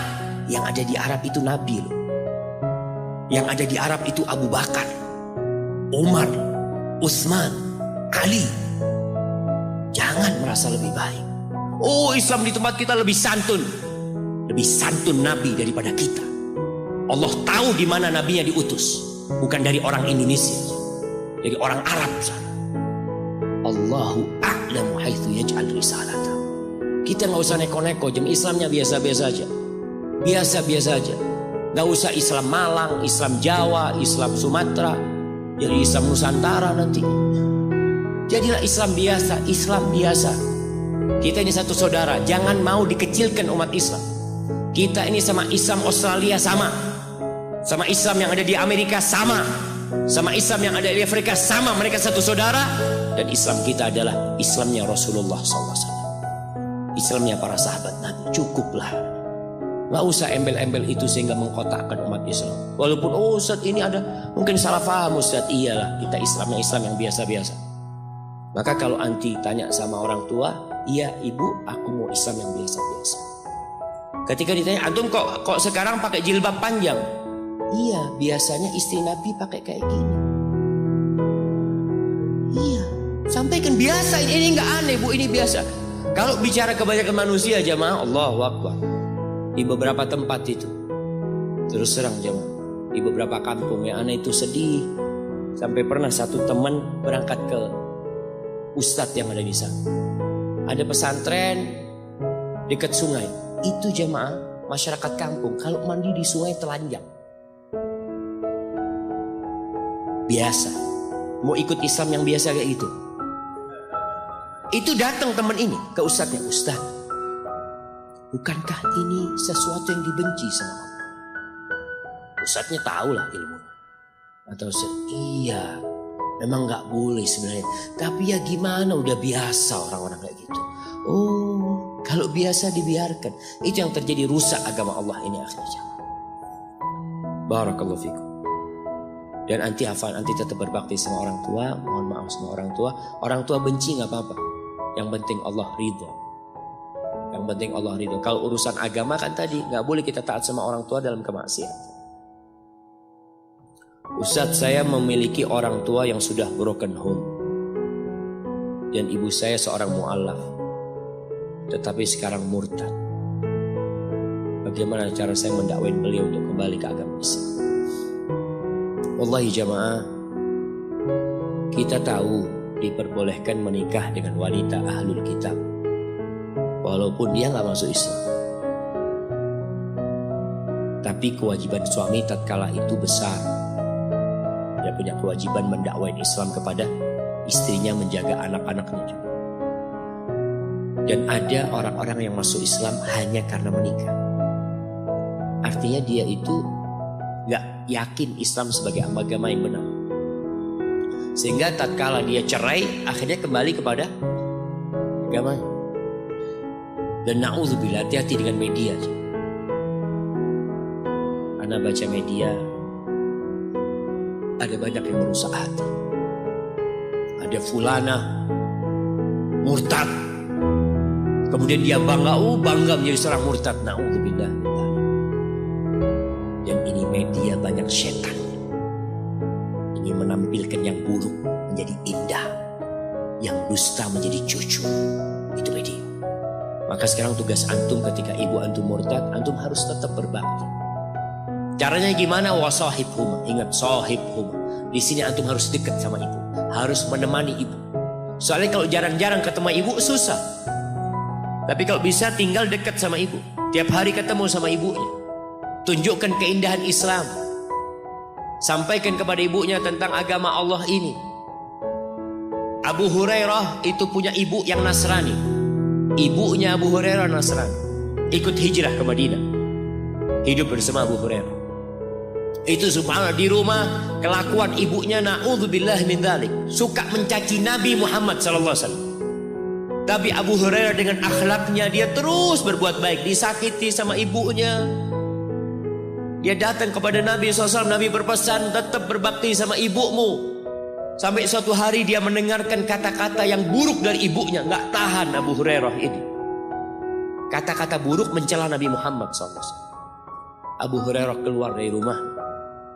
Dia datang menjumpai Nabi SAW. Ya Rasulullah, ud'ullaha li ummi Abi Hurairah. Wahai Rasul, doakan buat ibunya Abu Hurairah. Nabi angkat tangan mengatakan, Allahumma hdi umma Abi Hurairah. Allahumma hdi umma Abi Hurairah. Allahumma hdi umma Abi Hurairah. Ya Allah, berikan hidayah kepada ibunya Abu Hurairah. Abu Hurairah pulang. Ketika dia ketuk pintu mau masuk rumah, kata ibunya, ala rislik, tunggu dulu. Tunggu dulu kok. Ibunya lagi mandi. Selesai mandi, dibukakan oleh ibunya. Abu Hurairah masuk. Ibunya mengatakan, asyhadu an la ilaha illallah wa asyhadu anna Muhammad Rasulullah. Antum lihat bagaimana dahsyatnya doa. Hanya jarak berapa menit antara Abu Hurairah pergi dalam kondisi ibu yang mencaci maki, Rasulullah SAW balik sudah masuk Islam. Maka antum berbakti dan antum terus berdoa, semoga Allah memberikan hidayah kepada ibu anak.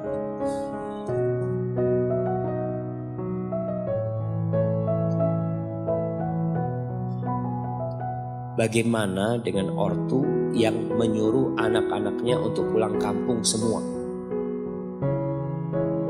Akan tetapi jawabnya, pengalaman yang telah lalu, jika pada kumpul justru tengkar dengan saudara-saudara. Kan berarti masalahnya ada di antum. Kenapa harus berantem sama saudara-saudara? Masalah hati. Jadi pulang kampung bukan berarti tinggal satu rumah semua sama satu saudara. Karena memang kadang-kala di kampung itu jamaah kan satu rumah ada 3 keluarga, ada 4 keluarga ya. Sehingga ya gesekan itu lebih mudah. Maka jangan satu rumah. Kita contoh Rasul SAW. Nabi itu tidak satu rumah sama putrinya Fatimah. Gak satu rumah sama putrinya Zainab. Gak satu rumah sama putrinya Ummu Kalthum. Wala sama putrinya Ruqayyah. Jadi anak kemarin berangkat ke Bukit Tinggi. Ternyata adat di Sumbar itu mungkin tidak semuanya. Itu kalau anak laki meninggal, anak laki itu hidup sama mertua. Jadi anak laki itu dibawa sama mertua. Sampai anak tanya, kamu apa beberapa yang di situ? Antum bisa nggak ngusir istri antum kalau marah? Nggak bisa. Tinggal di rumah istri, gimana mengusir istri? Nggak ada, di sana nggak ada ngusir istri. Yang ada kalau suami marah, suami kabur karena rumahnya istri, rumahnya mertua, ya seperti itu.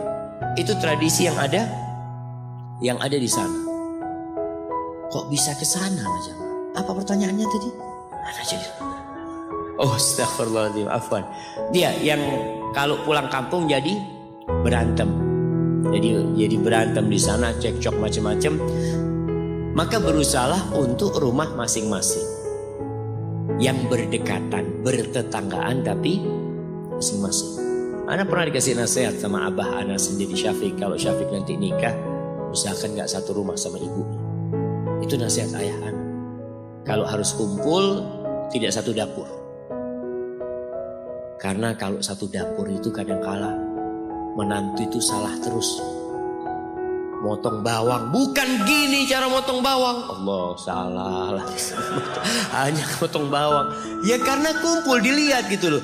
Ini kan baru menikah, baru belajar. Dia baru belajar menjadi seorang istri. Mungkin baru pertama dia pegang bawang. Dia mungkin pegang bawang langsung dipotong tanpa dikulitin zaman. Langsung dipotong gitu kan.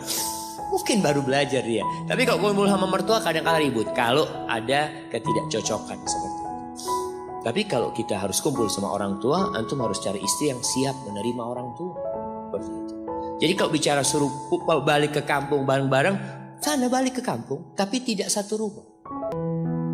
Orang itu kalau satu rumah jemaah atau sering berjumpa, memang bosan.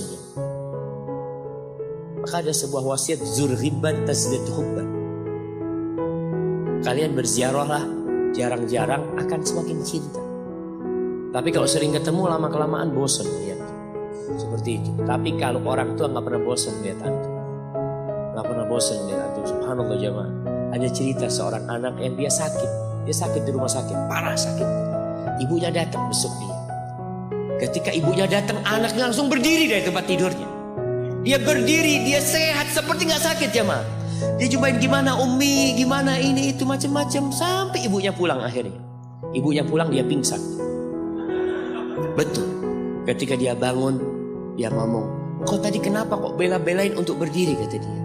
"Aku gak ingin ibu aku melihat aku sakit kemudian dia sedih. Aku ingin tunjukkan buat ibu kalau aku gak apa-apa."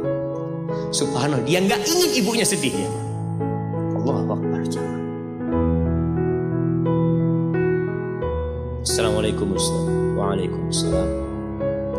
Bagaimana cara menasehati ibu anak yang masih sering menceritakan kejelekan bapak anak? Padahal mereka sudah berpisah sudah sejak lama. Anak takut kalau ibu anak transfer pahala terus. Jazakallah khair. Subhanallah jemaah. Bisa habis duit antum di ATM kalau ditransfer terus. Wallahi sahih. Makanya ada orang-orang yang bangkrut pada hari kiamat. Perceraian terkadang harus terjadi. Dan itu memang salah satu solusi. Ketika kebersamaan tidak bisa dijalin kembali. Tapi kata Allah, fa imsakun bima'ruf aw tasrihun biihsan. Kalau mau bersama, ya bersama dengan cara yang baik. Kalau mau berpisah, berpisah dengan ihsan, dengan kebaikan. Bima'ruf itu dengan yang ma'ruf lah. Tapi ihsannya sesuatu yang lebih dari yang ma'ruf. Kalau harus cerai-cerai dengan baik-baik. Dan Allah menyebutkan kalau harus terjadi perceraian, apa kata Allah? Ya ayyuhan nabiyyu idza talaqtumun nisa fatalliquhunna li'iddatihinna. Kalau engkau harus menceraikan wanita, ceraikan sesuai dengan iddahnya. Ada aturannya bercerai dalam Islam. Ada arahan-arahan supaya dampak buruk perceraian ini. Cerai ini amalan yang paling disukain sama iblis tuh. Supaya dampak buruknya bisa dikurangi, bisa diperkecil. Allah mengatakan ketika berbicara tentang cerai, wala tansawul fadla bainakum. Kalau kalian harus bercerai, jangan melupakan kebaikan-kebaikan yang terjadi di antara kalian. Kadangkala 10 tahun menikah lalu bercerai, itu suaminya gak ada baiknya. Yang suami juga seperti kalau bercerai itu bocor coba. Embernya bocor, cerita semua aib suaminya atau suami istri. Akhirnya sang ibu ini menanamkan kebencian kepada anaknya. Disuntik nih agar anak durhaka sama ibu bapaknya. Kalau anak ikut sama bapaknya, sang bapak menjelek-jelekkan ibunya supaya anak durhaka sama ibu. Ibumu itu pelacur, ibumu itu na'udzubillah. Jangan, ada kebaikan yang terjadi. Sama orang Islam biasa aja, teman kita, saudara kita gak boleh membuka aib. Bagaimana dengan aib orang lain? Maka antum berusaha untuk menyampaikan kepada ibu antum. Ibu, sudahlah yang sudah ibu. Mudah-mudahan bapak dapat ganti yang lebih baik, ibu dapat ganti yang lebih baik. Selesai sudah. Kemudian jamaah, kewajiban suami atau istri menyimpan rahasia rumahnya walaupun sudah terjadi perceraian, itu tetap harus dijaga. Pernah ada seorang dari kalangan salaf, dari alim ulama mereka, dia mau menceraikan istrinya. Ada desas-desus omongan gak enak, dia mau menceraikan istrinya. Datang sahibnya, kenapa anda dengar antum mau nyeraikan istri antum? Ada apa sama istri antum? Apa kata orang ini? Antum ada apa ngurus-ngurusin istri anak? Itu istri anak. Ada apa antum ngurusin istri anak? Gitu seorang lelaki jemaah. Ada apa antum ceraikan ibu? Ada apa antum ceritakan keburukan ibu anak-anak antum? Teman tidur antum selama ini, yang antum meminang dia dan menikahi. Selesai. Akhirnya betul diceraikan. Setelah bercerai berapa bulan, menikah lagi istri, dan dia menikah lagi. Sohibnya itu datang. Oh, sekarang nih dia sudah bukan istri kamu lagi. Kenapa kamu ceraikan dulu? Kata dia, istrinya orang. Ada apa? Ada cerita tentang istrinya orang, kata dia. Subhanallah, ini orang gak paham jemaah. Kepingin tahu dengan keburukan orang, kita disuruh menutupin. Kita ceritakan keburukan. Maka tolong antum jangan antum nasihatin ibu, nggak apa-apa kadang kala, tapi dengan akhlak ibu, janganlah ibu. Kalau nggak bisa dengan lisan, antum dengan tulisan. Ceritakan tentang orang yang bangkrut. Yang kalau katakan ibu, kalau ibu benci sama bapak, jangan kirim pahala sama bapak. Benci sudah sama bapak, simpan kebencian itu. Kalau ibu benci sama bapak, kemudian kirim pahala, ini nggak matching ya Pak. Orang benci tapi ngasih hadiah. Dikasih hadiah terus. Ibu sholat malam, subuh dikasihkan ke bapaknya. Bapaknya tidur-tiduran padahal di rumahnya, cuma pahala sholat malam dikasihkan sama dia. Maka kita harus berpikir cerdas jamaah. Tadi berpikir dengan agama kita, dengan Al-Quran dan Sunnah. Jika orang tua pada kakek dan nenek kita berbakti kepadanya, namun kita justru durhaka padanya, maka apa yang menjadi penyebabnya? Jamaah, yang menjadi penyebab dosa, penyebab musibah itu dua. Musibah menimpa kita itu karena satu dari dua hal. Yang pertama karena dosa, yang kedua untuk mengangkat derajat. Yang pertama karena dosa, yang kedua untuk mengangkat derajat. Kalau karena dosa, Allah ingin membersihkan dia dari dosa-dosa dia. Tapi ada orang yang kena musibah bukan karena dosa, tapi Allah ingin mengangkat derajat mereka. Para nabi, apa kata Nabi kita Muhammad sallallahu alaihi wasallam? Asyaddun nasi bala'an al-anbiya. Orang yang paling berat balanya itu para nabi, bukan orang-orang biasa kayak kita. Apakah karena mereka banyak dosanya? Kalla wallahi. Enggak. Karena mereka ingin diangkat derajatnya. Allah ingin menunjukkan mereka sabar atau tidak. Itu ya. Jadi kalau dikatakan ya orang tua antum berbakti sama kakek nenek, kenapa penyebabnya? Kok anaknya durhaka? Wallahu a'lam. Antum mungkin nggak tahu, mungkin dulu waktu muda bapak antum durhaka. Mungkin. Sekarang kan antum masih muda, punya anak-anak durhaka mungkin. Wallahu a'lam. Bisa jadi karena dosa, bisa jadi karena Allah ingin mengangkat derajat orang tua. Dilihat kesabarannya. Antum lihat bagaimana kesabaran Nabi Yakub alaihissalam. Kira-kira Nabi Yakub berbakti nggak sama bapaknya Ishak? Berbakti. Pastilah jamaah, dia Nabi, berbakti sama bapaknya. Tapi punya anak yang durhaka. Sampai Nabi Yusuf kemudian dibuang sama kakak-kakak. Apa penyebabnya? Ingin diangkat derajat. Maka antum husnudzon sama Allah. Dan kita ini kalau sama orang lain harus husnudzon. Kalau ngelihat orang lain sakit ya, orang lain hidupnya susah, aduh koyo ya kayak tuson ya, astagfirullahaladzim. Jangan antum harus husnudzon sama orang itu. Apalagi kelihatan orangnya baik. Tapi kalau antum melihat diri antum dapat musibah, dapat kesulitan, kayaknya mau diangkat derajatnya anak, Masya Allah. Astagfirullah. Sama orang lain suudzon, sama diri sendiri husnul. Seharusnya antum suudzon sama diri sendiri.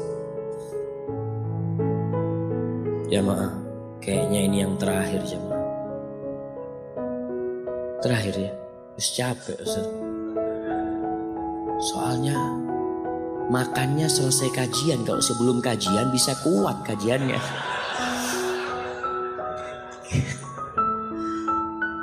Ana tadi dengar katanya ada makanan kecil. Baru pertama Ana coba. Biasanya Ana dengar ada makanan ringan. Ini makanan kecil. Gak tahu kayak apa kecilnya siapa. Nanti antum lihat nanti yang kecil ya ma. Ya antum harus nerimo hidup ini jamaah. Tunggu anak-anak pilih pertanyaan, banyak pertanyaan yang mirip ya maaf.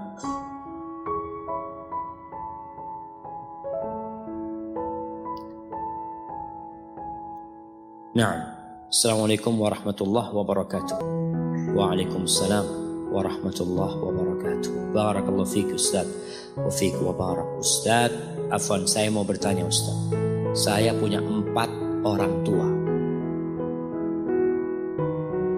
2 orang tua kandung Ana sendiri dan 2 lagi orang tua yang mengasuh Ana sampai dewasa sejak Ana kecil. Bagaimana cara bertobat dari dosa kepada orang tua Ana yang mengasuh Ana sejak kecil sampai dewasa? Tapi beliau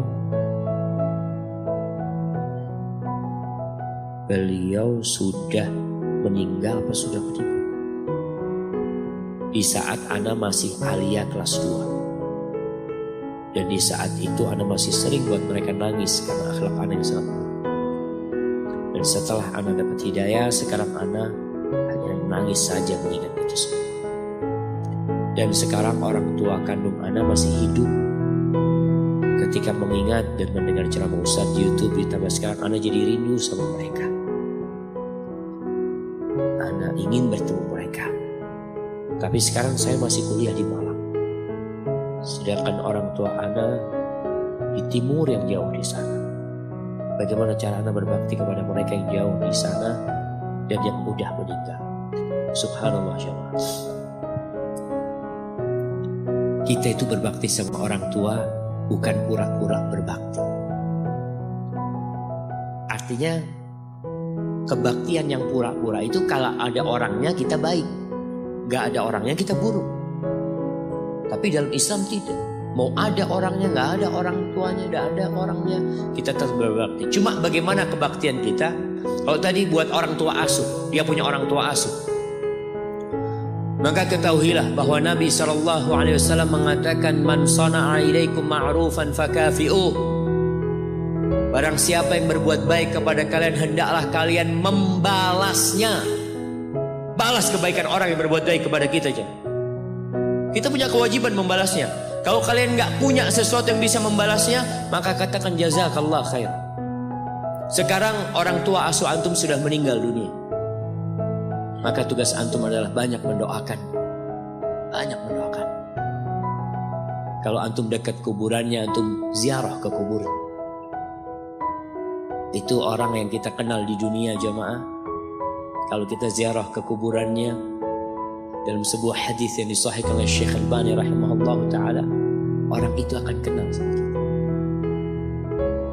Kita kalau datang menziarah kuburan ayah kita, bukan ayah kita, siapa saja yang kita kenal di dunia, lalu kita datang mengatakan Assalamualaikum warahmatullahi wabarakatuh, dia akan tahu kita berkumpul. Itu alam gaib yang hanya Allah yang tahu. Antum kunjungin kuburannya dan antum doakan orang tua asuh antum. Dan terus antum menjalin hubungan baik dengan orang-orang yang dicintai sama orang tua asuh antum. Supaya mereka mengenal kebaikan orang tua antum dan mendoakannya juga.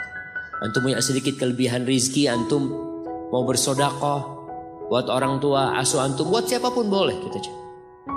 Buat orang yang meninggal dunia.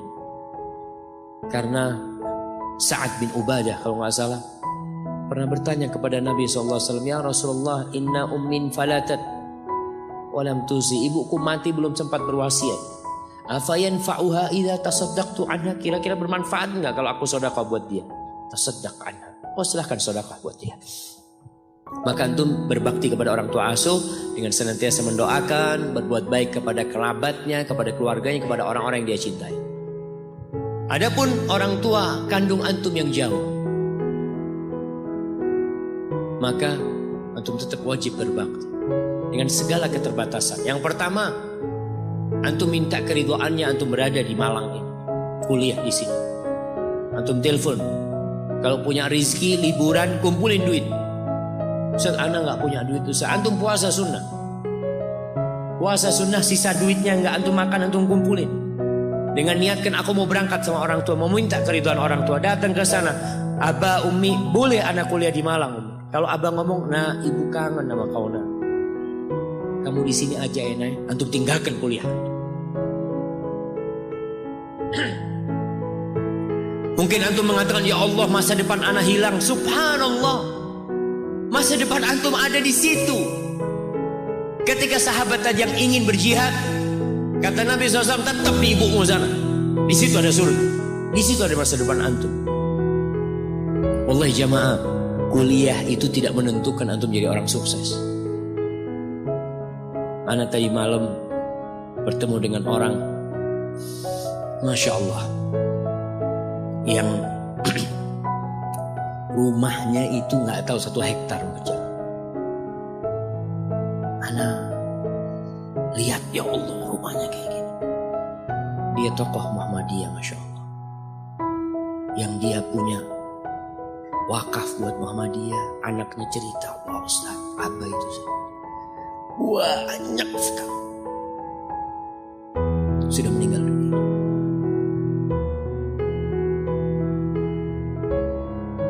Kenapa anak cerita ini? Anak kok jadi lupa aja. Astagfirullah. Kalau orang lapar ini kayak gini jangan. Jadi sudah wis.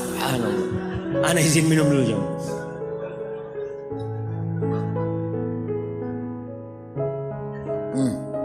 Alhamdulillah. Berkaitan dengan kuliah tadi jam. Orang tuanya ini, dia sekolah di Gontor nggak lulus gitu. Kuliah semester pertama berhenti dia. Semester pertama apa kedua dia berhenti, kata dia. Kata bapaknya ngomong, alhamdulillah nak, bapak berhenti. Kalau kuliah nggak tahu jadi apa bapak, mungkin jadi pegawai aja bapak kata. Dengan berhenti kuliah jadi pengusaha. Jadi jangan berpikir antum kalau kuliah itu rizkinya lebih banyak jamaah. Ada satu orang, Masya Allah, ada seorang Pak Haji. Dia itu baca tulis gak bisa, tapi pegawainya S2, S1, Masya Allah jamaah. Dia ini yang punya gak bisa baca tulis. Karena rizki itu tidak kenal dengan kuliah. Antum pikir profesor ahli ekonomi itu rizkinya lebih banyak daripada yang lulusan SD? Nggak ada. Rizki itu tidak bergantung sama ilmu. Tidak dengan, ya antum belajar ilmu, tapi untuk diamalkan dalam kehidupan ini. Karena kalau kuliah anak terus terang anak banyak kecewa dengan lulusan kuliah. S1 pertanian, kerjanya di administrasi. Loh, kok iso anak ngomong? Nanem apa antum di kantor? Antum bisa lihat negeri kita ini jamaah pertanian, Masya Allah, kalah sama Thailand. Padahal ada IPB. IPB itu dulu diplesetkan. Karena kebanyakan lulusan IPB itu kerja di bank. Institut Perbankan Bogor. Sampai diplesetkan seperti itu. Karena orang gak mau ke sawah, orang gak mau menanam jamaah. Maka kalau bicara kuliah, lihat antum kuliah. Antum bener gak? Kuliah ini memang ilmu yang antum pelajarin akan antum praktekkan dalam kehidupan antum. Kalau ternyata enggak Ustaz, cuma butuh ijazahnya Ustaz. Karena daftar kerja harus pakai ijazah. Jadi ilmunya nggak ada gunanya. Karena memang dia dari awal cuma mau dapat ijazah. Maka tolong tadi antum kalau orang tua ngomong antum pulang kampung dah. Antum mungkin berpikir, ya Allah kerja apa di kampung ini. Wallahi bisa jadi antum dengan berhenti kuliah antum jadi pengusaha yang akan lebih sukses daripada teman antum. Nanti antum ketemu sama sohib antum yang doktor, Antum lulus kuliah ndak dilihat, sebab antum masih pakai motor. Antum sudah pakai Mercy. Masya Allah. Wallah, kalau rizki tadi yang sampaikan, jangan takut. Kalau antum berbakti sama ibu antum, bapak antum, salah satu janji Allah, rizkinya dilancarkan